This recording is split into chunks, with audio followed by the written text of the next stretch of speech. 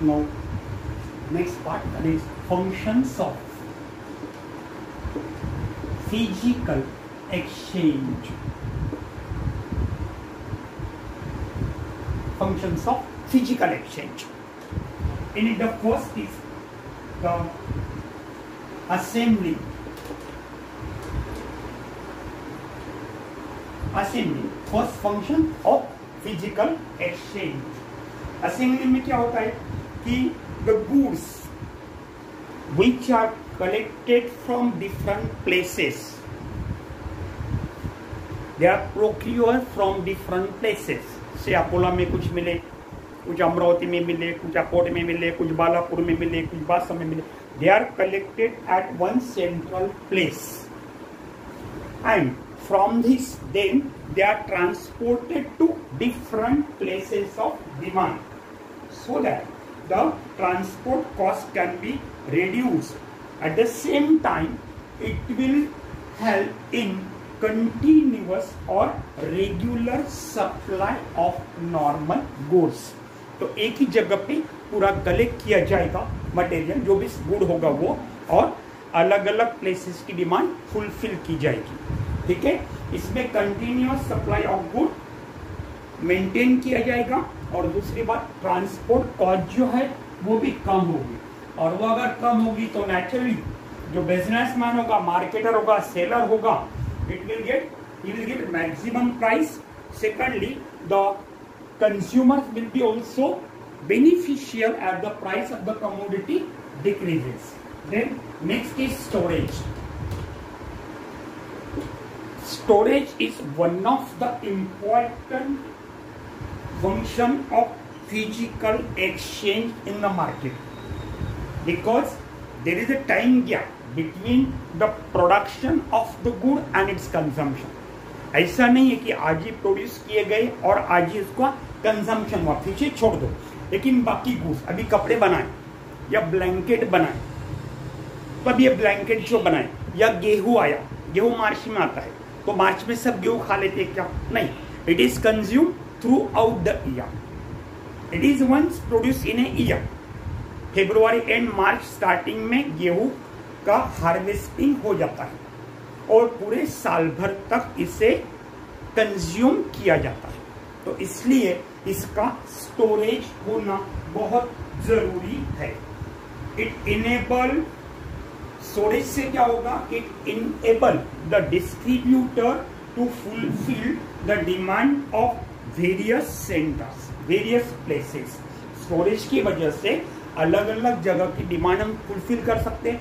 Suppose Maharashtra में गेहूं का प्रोडक्शन कम हुआ तो हम एमपी से गेहूं मंगा सकते हैं, पंजाब से मंगा सकते हैं. लेकिन कब? अगर वहां पे स्टोरेज होगा तो.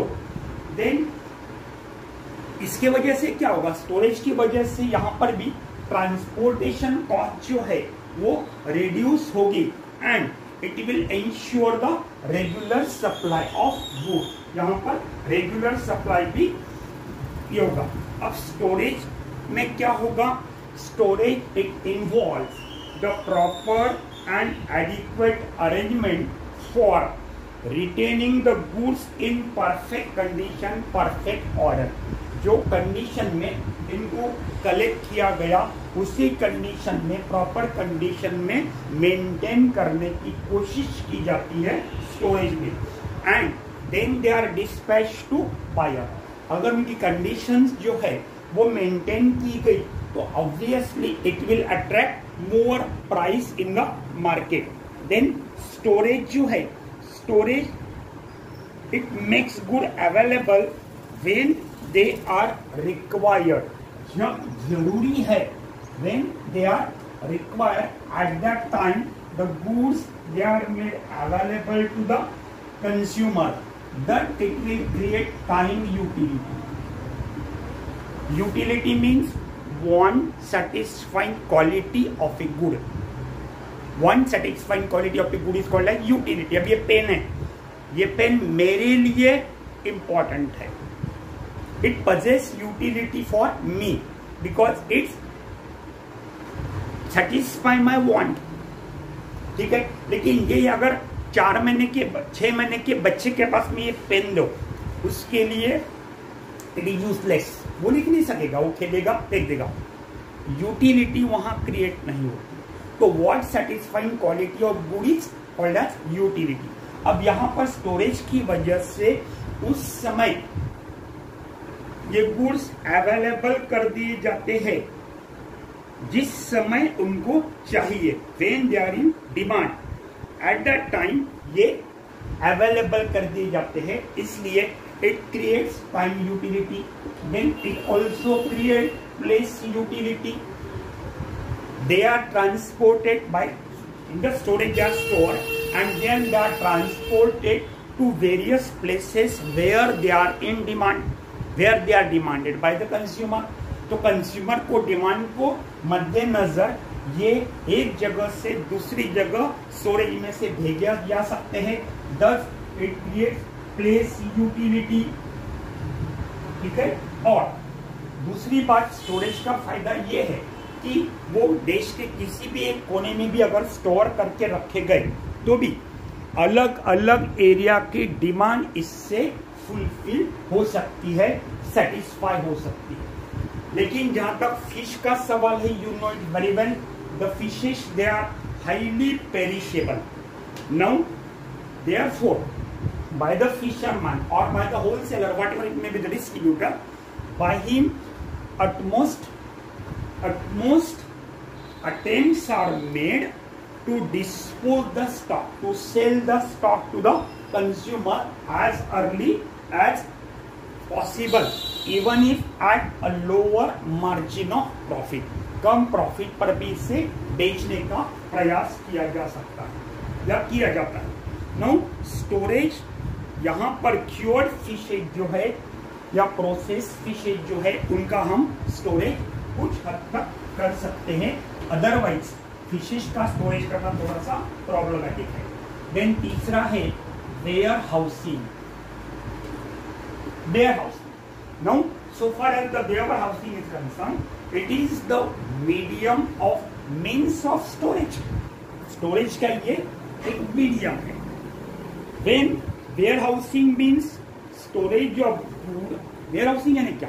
तो storage of goods from the time they are produced till they are purchased, they are sold to the consumer, and thus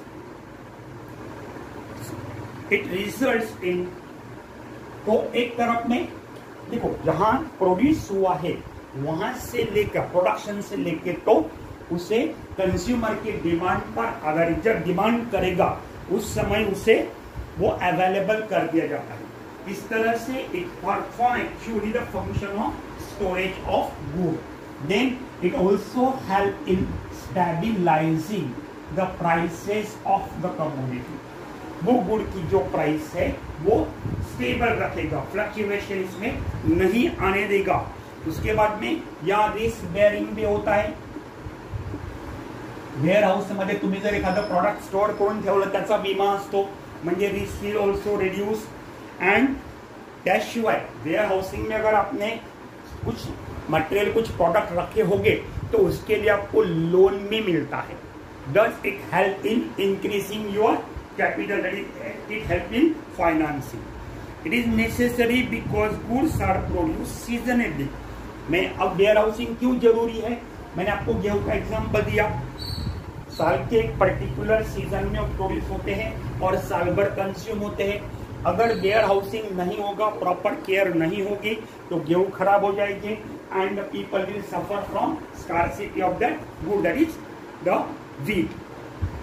Therefore, in order to maintain the regular supply, the warehousing of the goods is necessary. Then packing and packaging. ये मैं थोड़े से अलग example लेके बताता हूँ। देखो packing and packing. Packing means wrapping the goods in suitable condition, suitable for wrapping the goods with suitable material. suitable material से उसके wrap किया जाए ताकि उस गुड को डैमेज होने से प्रोटेक्ट किया जा सके और it's convenient handling is possible. इसमें क्या होगा, it facilitate the sales of good. अगर पैकिंग ठीक से किया होगा तो गुड्स का sale that will be facilitated, और वो जो पर्टिकुलर गुड्स है that will be recognizable as well as it will be popular in the market. और packaging means packing the goods in suitable container. Packing the goods in suitable container, that is called as packaging. ये क्या करेगा, it will protect the goods from loss and damage. ये loss और damage से goods को बचाएगा। दूसरा, it help in identifying the goods और the product easily and makes it effective publicity. It makes effective publicity. मैं एग्जांपल देता हूँ, आप हल्दीराम की काजू कतली लेते हो, तो हल्दीराम की काजू कतली जब आप लेते हो तो हल्दीराम के आधा किलो के, पाव किलो के, 1 किलो के ऐसे पैक होते हैं, कार्टून छोटे छोटे डिब्बे होते हैं, उसके ऊपर हल्दीराम वगैरह वगैरह ऐसा सिस्टमेटिक लिखा रहता है। That is packing. That is packing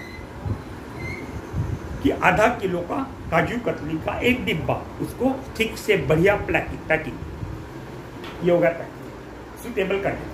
अब 100 डिब्बे अकोला में चाहिए पाव किलो के या आधा किलो के, तो ये आधा किलो के 100 डिब्बे एक सुटेबल कार्टून में पैक किए जाएंगे और वो बड़ा कार्टून अकोला में भेजा जाएगा। That is packaging. तो पैकिंग यानी वो छोटे डिब्बे, और पैकेजिंग यानी छोटे छोटे डिब्बे जो है बड़े कार्टून में जिसके ऊपर हल्दीराम का नाम लिखा होगा। It will help in easy handling. Then branding. Branding means to give a name, firm, name of firm, then sign, symbol, design, or combination of all these. That is called as branding. तो उसे एक brand name दिया जाएगा। Weed cutter नहीं खाता। Then एखादे को नाम दिया जाता है जैसा ब्रांडिंग नेम सिप्ला, ये branding name. Johnson and Johnson, this is the brand name. Life boy, it is the brand name. Cipla, it is the firm. या उसके ऊपर कोई साइन, ये साइन देखकर ही लीजिए,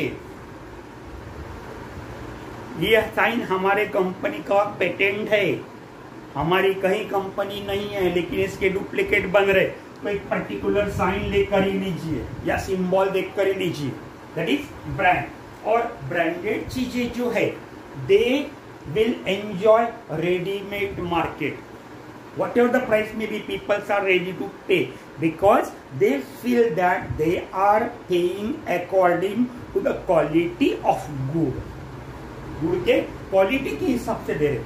आप किसी होटल पे चले जाओ, काजू कतली लो, तो आप वहां पे भाव करेंगे इतनी महंगी होती, क्या ऐसा है क्या वैसा है क्या हमका है क्या। हल्दीराम का उसने जितने बोले उतना पैसे देके पैकेट आप खरीद लेते हो। तो ब्रांडेड गुड्स और commodities they enjoy ready market. Then next is transportation. Last function of physical exchange. Now transportation जरूरी है because different markets they are geographically separated from the production areas. जहां प्रोडक्शन होता है वहां से मार्केट अलग अलग जगह पर डिस्ट्रीब्यूट हो चुके हैं, ये सिचुएटेड है। तो ऐसे कंडीशन में transportation is the must to carry the goods from production center to the market center where the goods they are in demand. Thus, transportation gives place utility. Transportation की वजह से place utility, that is, they are transported from the time and the place where they are not in demand to the time and place where they are in demand. Without transportation, अगर transportation नहीं होगा तो goods एक ही जगह पड़ी रहेगी and they will lie unsold. On one side, the goods they will not be sold. On another side, the consumer they will suffer from the scarcity of this good, shortage of this good. And naturally, if there is shortage, the prices of the commodity goes on increasing. Thus, it brings इस तरह से transportation क्या करेगा? It brings the producers and consumers together and widen the market. Consumer और producer Akola में एक चीज बन गई और सूरत में बेची गई. अहमदाबाद के कपड़े या बड़ौदा के घाघरा अकोला में लाया गया. That is by transportation. तो घाघरे की डिमांड अकोला में है, that is fulfilled. अगर घाघरा वहां से यहाँ ट्रांसपोर्ट करके नहीं लाया तो यहाँ के people they will suffer from scarcity of घाघरा, और वहां पे इट रिमेन्स अनसोल्ड, क्योंकि वहां पे इतना डिमांड नहीं है. जहां बनता वहां डिमांड तो बहुत कम रहती है. अब ट्रांसपोर्टेशन के एडवांटेजेस क्या है? तो ट्रांसपोर्टेशन का पहला एडवांटेज ये है कि assembling and disposal of goods को एक जगह कलेक्ट करना और डिस्ट्रीब्यूट करना.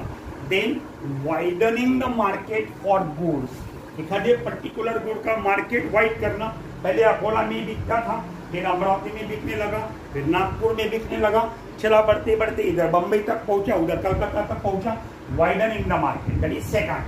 Then third advantage, facilitating the marketing of perishable goods.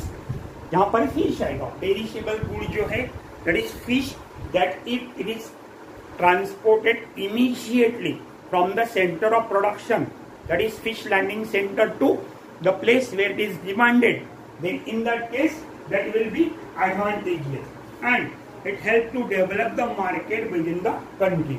पूरे कंट्री में मार्केट डेवलप करने में ट्रांसपोर्टेशन मदद करेगा.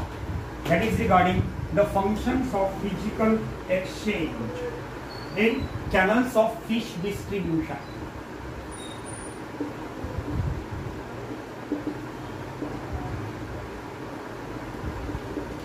Channels of fish distribution. अब channels of fish distribution है, it will cover the effect of producer, agent, wholesaler and retailer. Effect of producer, agent, wholesaler and retailer to their product until it reach to the hands of user, that is consumer. So it will cover the effect of इसके किसके? producer, then agent, then wholesaler, then retailer. ठीक है. और उसके बाद में पहुंचेगा consumer तक के. तो कंज्यूमर तक पहुंचने में वो जो अलग अलग हाथों से ट्रांसफर हो रहा है, डिस्ट्रीब्यूशन हो रहा है, इसको कहा जाता है चैनल्स ऑफ डिस्ट्रीब्यूशन. अब डिस्ट्रीब्यूशन यानी क्या? Distribution means application of motion to the material as it moves from the time, place, condition,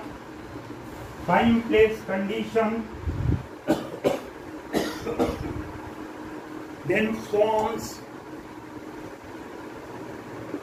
value, etc. to where they have no value, to time, place, condition, form where they have value. So application of distribution means application of motion to a good from the time, place, condition and form where they have no value, where they are not in demand, to the time, place, condition and form where they are value or they have demand. ठीक है. Then अब हम channels of distribution की definition देखते हैं. What is the definition of channels of distribution? तो the route, रास्ता, the route through which the goods, that is the fishes, they move from the place of production to the consumer's hand is called a channel of fish distribution. That is producer यानी यहाँ पर कौन रहेगा? Fisherman. तो fisherman से निकलकर सीधा consumer के हाथ में पहुंचने तक फिशेस जिस माध्यम से, जिस रूट से ट्रांसफर होते हैं, उस रूट को कहा जाता है channel of fish distribution. And they are the means employed by manufacturer. ये जो है ये means employed by manufacturer, that is fisherman and seller, to get their product in the market and in the hand of user. ठीक है, तो channel जो है दे market के अंदर प्रोड्यूसर और होलसेलर वगैरह जो रिटेलर वगैरह जो है उन्होंने वो अरेंज किए हुए सेलर ने, ताकि कंज्यूमर के हाथ में फिशेज या जो भी प्रोडक्ट होगा वो आसानी से पहुंच सके। अब इसमें ये जो रूट होता है, इसमें जो डिफरेंट एजेंसीज होती है, they render their services for easy transportation, for easy motion of the goods from producer to consumer। Producer से कंज्यूमर तक वो गुड्स पहुंचने के लिए बीच में की जो एजेंसीज होती है वो एजेंसीज इसमें बहुत मदद करती है। लेकिन ट्रांसपोर्टेशन, इंश्योरेंस, वेयर हाउसिंग वगैरह वगैरह जो है वो चैनल्स ऑफ डिस्ट्रीब्यूशन में इंक्लूड नहीं होते। Remember, insurance, warehousing, storage, transportation, ये चैनल्स ऑफ डिस्ट्रीब्यूशन में इंक्लूड नहीं होते। Then value created by channel, value created by channel. अब चैनल की वजह से वैल्यू क्रिएट होती है। As the channel help to move the fishes from production to consumers hand, that is from one end to, from the one place to another, they add place utility।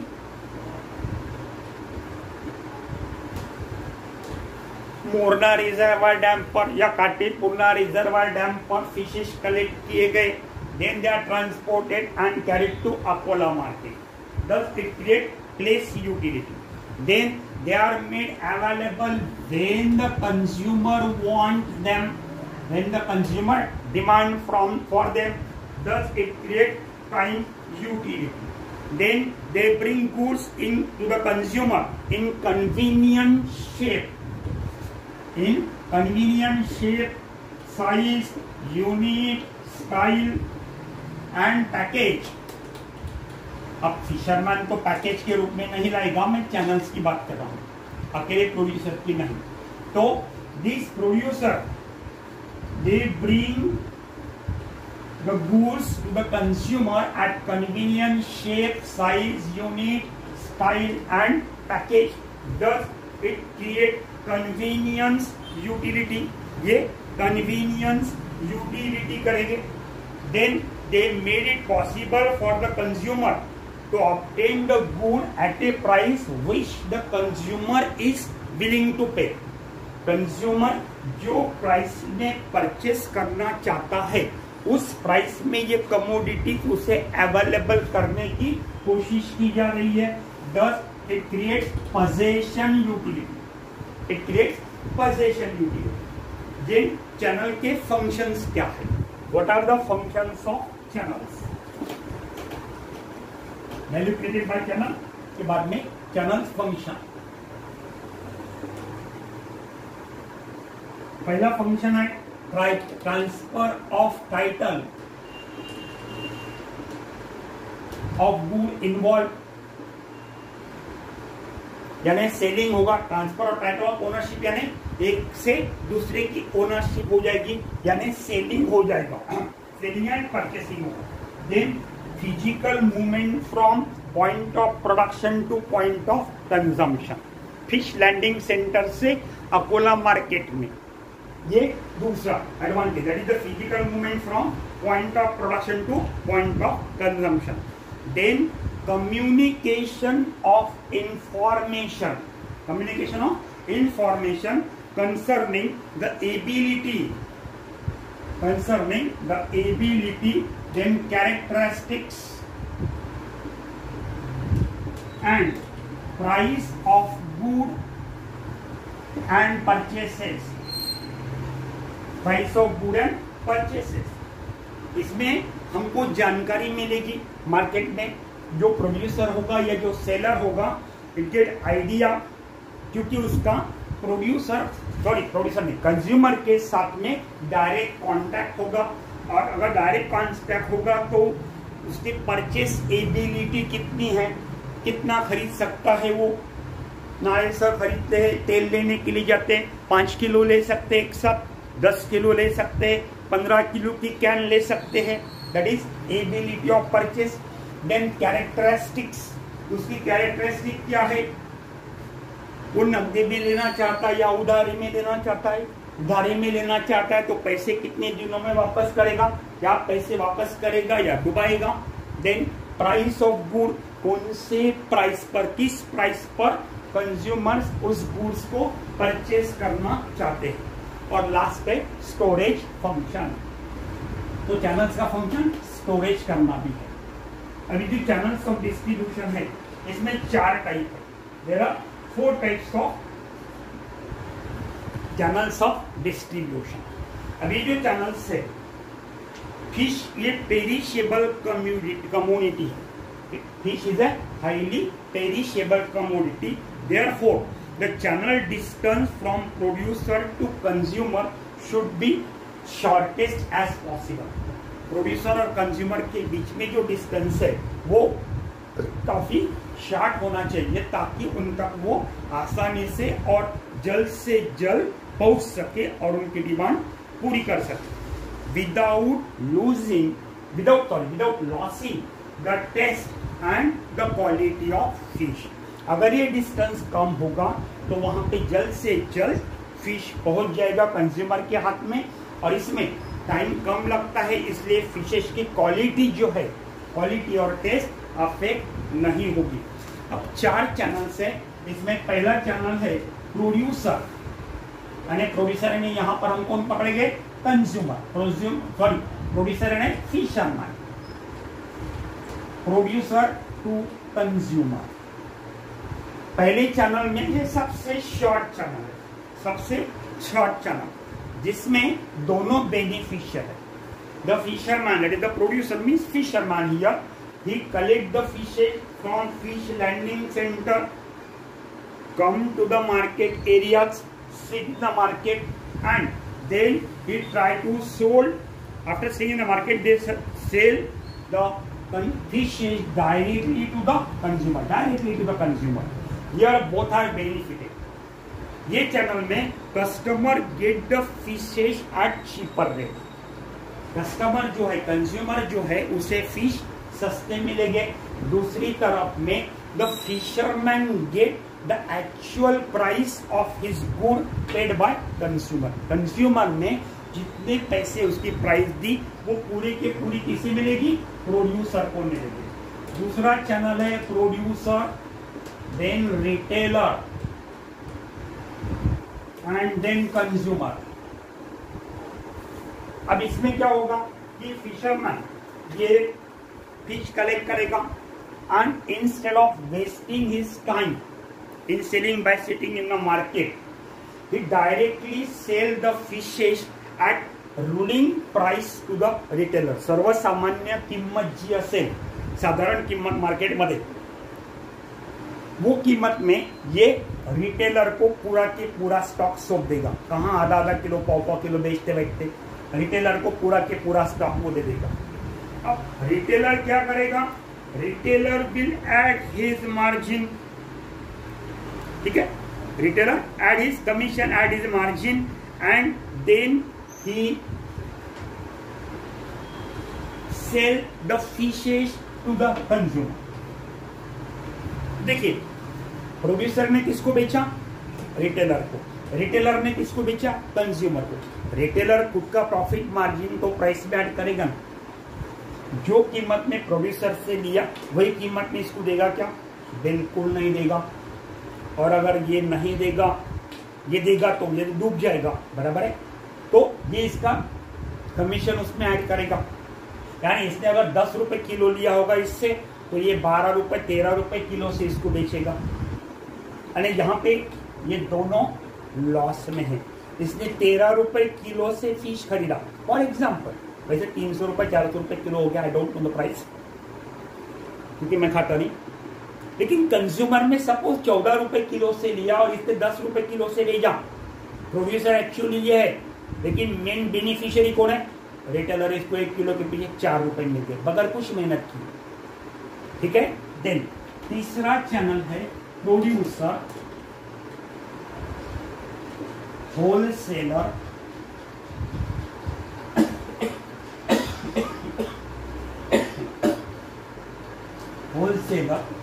Then retailer and then consumer. ये दूसरा channel. अब यहां पर क्या होता है कि तीसरे चैनल में fisherman which collect the fish from fresh water or it may be collected from saline water, sea water, and then they sell their catches directly to the wholesaler. ये डायरेक्टली किसे सेल करेंगे? Wholesaler को। अभी जो wholesaler है, he is a big purchaser, he is a big purchaser, बहुत बड़ा ये परचेस करने वाला, स्टॉक परचेस करने वाला है। he assemble a big lot of fishes, कई फिश बिग लॉट में ये फिश कलेक्ट करेगा, परचेस करेगा, उसे पैक करेगा, he pack them and sells them to the retailers of different towns और the same towns, the retailer of the same town और different town. Even if he also transport it to the retailer, वो retailer तक, उसके godown तक transport भी कर देगा। अब इसमें क्या होता कि यहाँ पर प्रोड्यूसर ने जो कीमत में बेचा, होलसेलर ने उसका कमीशन ऐड किया, फिर आने के बाद में रिटेलर ने उसका कमीशन ऐड किया और कंज्यूमर को बेचा। अब यहाँ पर क्या होगा कि प्रोड्यूसर ने अगर 10 रुपए किलो बेचा होगा तो इसे 15 रुपए 16 रुपए किलो, 50% कीमत बढ़ जाएगी, 50% कीमत बढ़ जाएगी। ये तीसरा चैनल। और चौथा चैनल जो है, चौथी चैनल में प्रोड्यूसर, एजेंट, होलसेलर, रिटेलर और कंज्यूमर। यहां पर क्या होगा कि चौथे चैनल में जो फिश लैंडिंग सेंटर है, उस फिश लैंडिंग सेंटर पर ही ये एजेंट पहुंच जाएगा। He will purchase at ruling price and then direct, और फिशरमैन से ये परचेस करने के बाद में, वो कभी कभी फिशरमैन का लीडर भी होता है, तो उसने परचेस करने के बाद में वो it will sort out the fishes wise and size wise. Rohu अलग, कटला अलग, मृगल अलग, आधा किलो वाले अलग, 1.5 किलो वाले अलग, 1 किलो वाले अलग, ऐसा वो सेपरेशन करेगा, उनको पैक करेगा with ice in bamboo basket. Ice में बाम्बो बास्केट में ये पैक करेगा and then dispatch to the district market to the wholesaler. Wholesaler को जब वो प्रोवाइड करेगा तो पूरा खर्चा जाके खुद का कमीशन भी ऐड करेगा। बाद में होलसेलर ये बास्केट बेचेगा रिटेलर को और रिटेलर बेचेगा कंज्यूमर को। यहाँ पर कंज्यूमर को जो प्राइस मिलेगी वो डबल। इसने 10 रुपए किलो खरीदा, इसको खरीदना पड़ेगा 20-21 रुपए किलो के हिसाब से। तो जैसे जैसे इसमें के बीच में के ये बढ़ते जाएंगे चैनल्स में, वैसे वैसे कमोडिटी की प्राइस बढ़ते जाएगी और अलग अलग हाथों से वो ये हो रहा है, हैंडल हो रहा है। तो ऐसे कंडीशन में being perishable in nature, most of the fishes they get perish. ठीक है, that is regarding the channels of fish distribution. Then next, how to choose channels.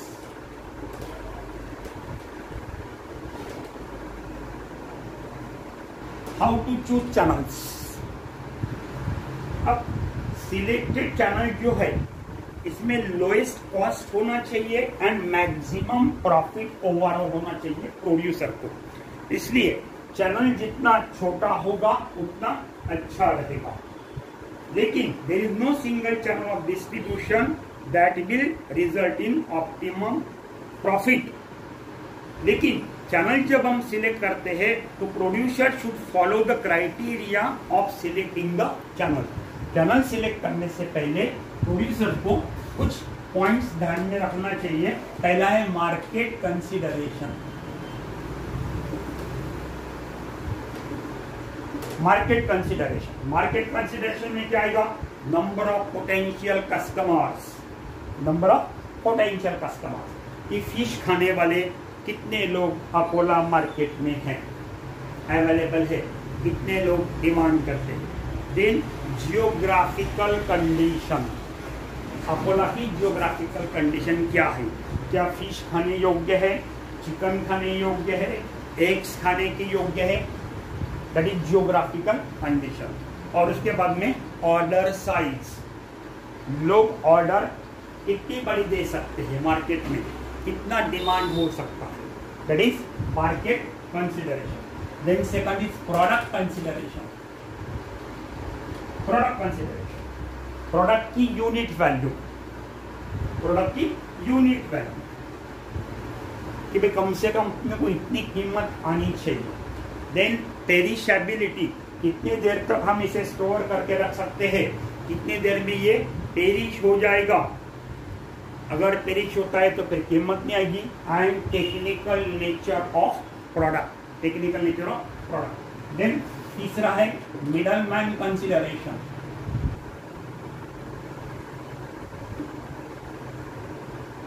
Remember, middleman always exploit the fisherman, but still its services are necessary. ठीक है, तो services provided by middleman, middleman कौन कौन सी services किस हद तक, at what price वो प्रोवाइड करेगा। Then availability of desired middleman, कपड़े बेचने वाला होगा तो फिश तो बेचेगा ही नहीं, ठीक है, और फिश बेचने वाला कपड़े बेचेगा नहीं, तो अवेलेबिलिटी ऑफ डिजायर्ड मिडलमैन। और एटीट्यूड ऑफ मिडलमैन, मिडलमैन का attitude toward the producers policies, producer की जो पॉलिसीज है उसकी तरफ उसका एटीट्यूड क्या है। Then next, working of middleman, last part.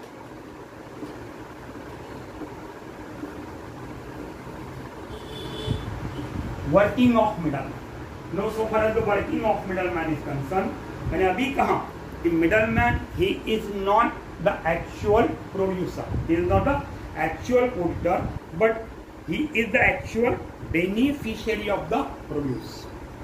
10 रुपए किलो से प्रोड्यूसर ने बेचा, कंज्यूमर ने 20 रुपए किलो से लिया, मिडलमैन ने 10 रुपए खा लिया, डबल प्राइस हो गया।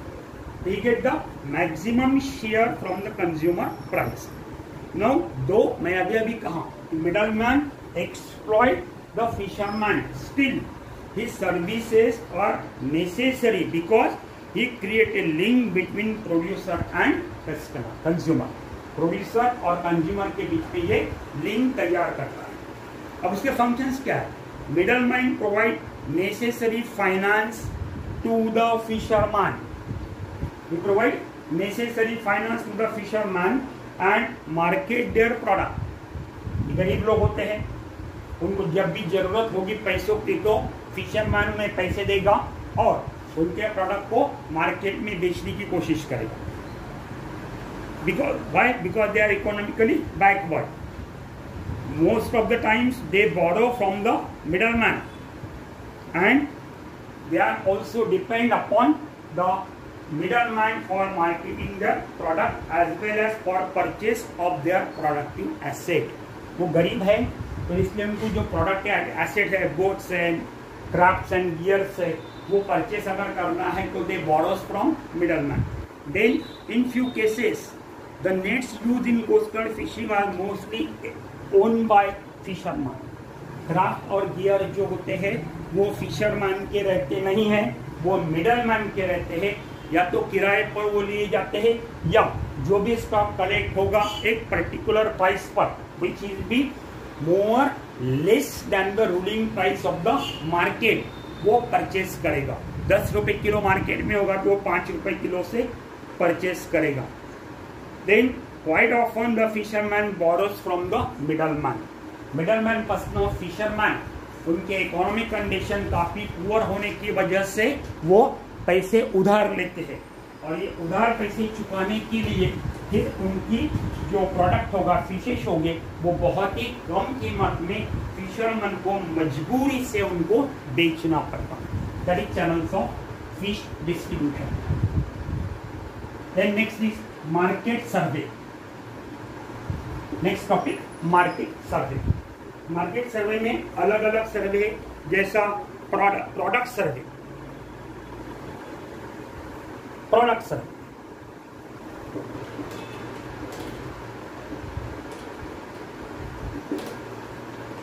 ये ऐसा सर्वे किया जाता है कि यहाँ पर कौन से मार्केट में कौन से प्रोडक्ट्स अवेलेबल है। फिशेस की बात करो तो अकोला में कौन से फिशेस अवेलेबल है, अमरावती में कौन से फिशेस अवेलेबल है। अकोला में क्लैरियस बाट्राकस मिलते नहीं, अमरावती में क्लैरियस बाट्राकस मिलते हैं, अकोला में ओफियोसेफेलस मिलते हैं, अमरावती में ओफियोसेफेलस मिलते नहीं। देन नेक्स्ट इज प्राइस सर्वे।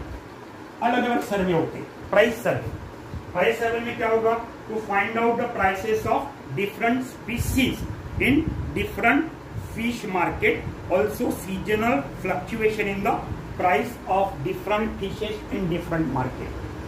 अलग अलग मार्केट में एक ही फिश की या अलग अलग फिश की प्राइसेस क्या है। उसके बाद में सीजन पर आधारित अलग अलग मार्केट में अलग अलग फिशेस के स्पीसीज की प्राइस में क्या फ्लक्चुएशन आता है, ये भी देखने के लिए सर्वे किया जा सकता है। Then survey of channels of distribution. Survey of channels of distribution. कितना बड़ा चैनल है, ठीक है। तो find out the number of intermediate involve in fish marketing. Wholesaler अकेला है, डायरेक्ट प्रोड्यूसर एंड कंज्यूमर है, रिटेलर है, होलसेलर रिटेलर है, एजेंट है, ये जानने के लिए भी सर्वे किया जाएगा। और साथ में ही ये जो मिडल मैन है, होलसेलर, रिटेलर, एजेंट वगैरह वगैरह, वो प्रॉफिट मार्जिन कितनी चार्ज करते हैं वो देखने के लिए भी एक सर्वे किया जा सकता है। देन कंज्यूमर सर्वे। अलग अलग ऑब्जेक्ट होते सर्वे।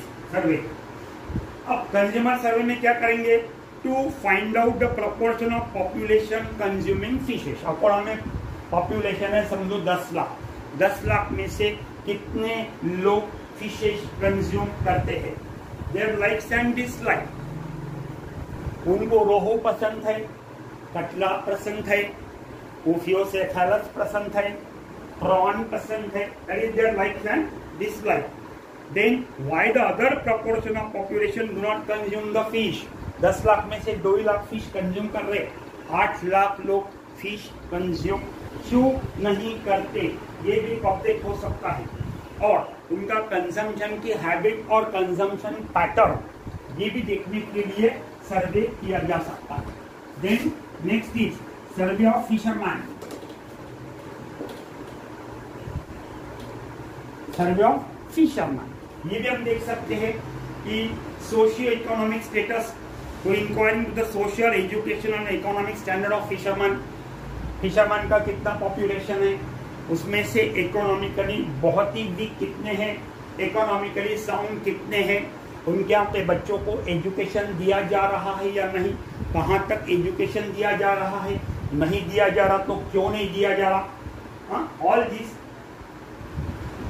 knowledge can be had by fisherman survey.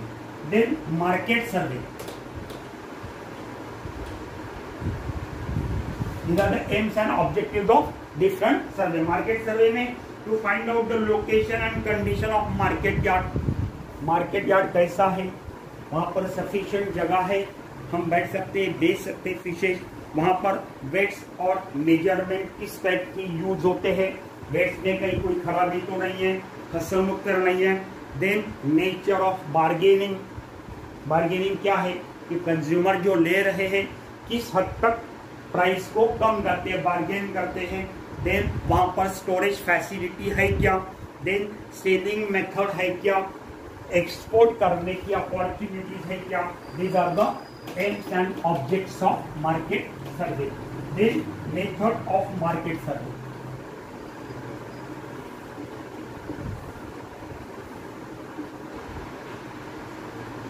Methods of market survey. अब इसमें मार्केट सर्वे ये जो है ये टेक्निक है for gathering the information from the market. It is the technique for gathering the information from market which is not readily available. ऐसा collection जो readily available नहीं है। After having decided either to adopt, इसमें दो method है, एक है simple method और दूसरी है सैंपल मेथड। सिंपल मेथड है सैंपल मेथड। तो सिंपल मेथड में क्या है, मेल सर्वे, पत्र पाठवल्याने विचारलं क्या मार्केट पोजीशन है, या फिर टेलीफोन सर्वे, टेलीफोन करके पूछा, और तीसरा है पर्सनल इंटरव्यू। अकोला मार्केट की क्या पोजीशन है या बॉम्बे मार्केट की पोजीशन गोल्ड की क्या है। बॉम्बे में एखादे होलसेलर को फोन करो या मेल करो और उससे जानकारी लो, या अगर पॉसिबल है तो बॉम्बे में एखादे होलसेलर से पर्सनल इंटरव्यू लो कि प्राइस फ्लक्चुएशन वहां पर कैसे होते। No, for certain type of service the face to face interview जो है ये बेस्ट है, face to face personal interview, क्योंकि यहाँ पे एनी मिसअंडरस्टँडिंग अगर होगा तो वो which leads to bias, गैरसमज इथे होऊ शकतो, ते मिसअंडरस्टँडिंग दूर केलं जाऊ शकतं आणि the questions are asked in presence of respondent and the answer of question can be cleared on the spot. Then consumer panel, use of consumer panels, consumer के ऐसे पैनल्स बनाए जाएंगे और उनसे क्वेश्चन दिया जाएगा, क्वेश्चन की लिस्ट दी जाएगी और वो क्वेश्चन के आंसर उसमें कलेक्ट किए जाएंगे उनसे भर के। अब इसका एडवांटेज ये है कि जो कंज्यूमर का जो पैनल है वो साल के अलग अलग समय पर उनको बुला के वही क्वेश्चनर दे के अलग अलग डाटा अपने को मिल सकता है और ये डाटा का यूज करके दोनों से कंपेयर करके चेंजिंग ट्रेंड के बारे में हमको पता चलता है। Then observational method, observational method में मुंह बंद, कान खुले और आंखें खुली, मार्केट में डायरेक्ट उतर जाओ और पर्पसफुली आंखों से सिर्फ देखो क्या हो रहा है, मिडलमैन प्रोड्यूसर को किस तरह से दबा रहा है, किस तरह से होलसेलर की या बायर्स की बोलो, बायर्स की मोनोपोली हो रही है, किस तरह से वो प्रोड्यूसर को लूट रहे हैं। तो ये सिर्फ देखना है, seeing purposefully and closely at the situation as a whole, और इस तरह से जो जानकारी मिले उसे डाटा के रूप में कलेक्ट किया जाएगा, ठीक है, और ये डाटा फिर जब भी जरूरत होगी वो अवेलेबल करके दिया जाएगा। और लास्ट है एक्सपेरिमेंटल मेथड। अब ये जो एक्सपेरिमेंटल मेथड है इसमें क्या करेंगे, अब जैसा फॉर एग्जांपल एक्सपेरिमेंटल रिसर्च जो है it is much more effective, ये काफी ज्यादा इफेक्टिव है। अब जैसा फिशरीज के बारे में करना है तो लेबोरेटरी में करना पड़ेगा कि फिश में, रोहू में प्रोटीन की वैल्यू कितनी है, कतला में कितनी है, विटामिन कितने हैं, कॉड लिवर ऑयल में कौन से विटामिन है, एयर ब्लैडर का क्या फंक्शन हो सकता है, behaviour of male and female during breeding season, then birth and progeny rate, it can be observe by experimental method. तो अलग अलग एस्पेक्ट पर एक्सपेरिमेंटल मेथड से हमें जानकारी मिल सकती है और ये जानकारी मिलेगी इसे डाटा के रूप में स्टोर करके रखा जाएगा। नेक्स्ट है conducting fish market survey, that we shall see on tomorrow. Thank you.